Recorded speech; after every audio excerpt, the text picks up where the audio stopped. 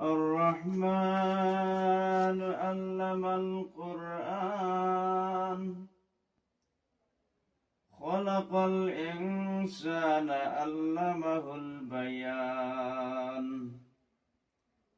الشمس والقمر بحسبان والنجم والشجر يسجدان والسماء رفعها ووضع الميزان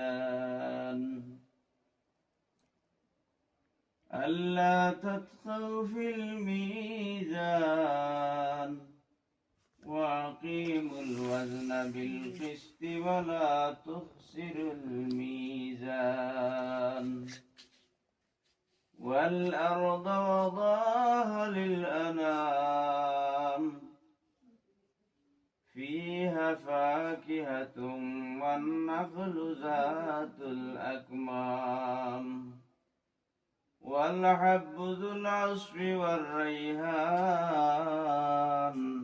فبأي آلاء ربكما تكذبان خلق الإنسان صلصال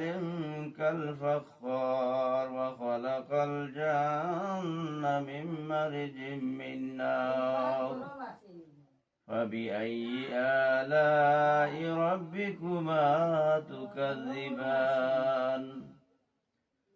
رب المشرقين ورب المغربين فبأي آلاء ربكما تكذبان مرج البحرين يلتقيان بينهما برزخ لا يبغيان فبأي آلاء ربكما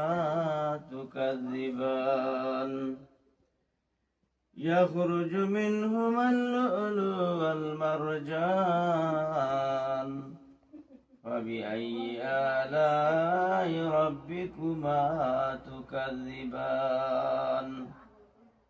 وله الجوار المنشآت في البحر كالأعلام فبأي آلاء ربكما تكذبان كل من عليها فان ويبقى وجه ربك ذو الجلال والإكرام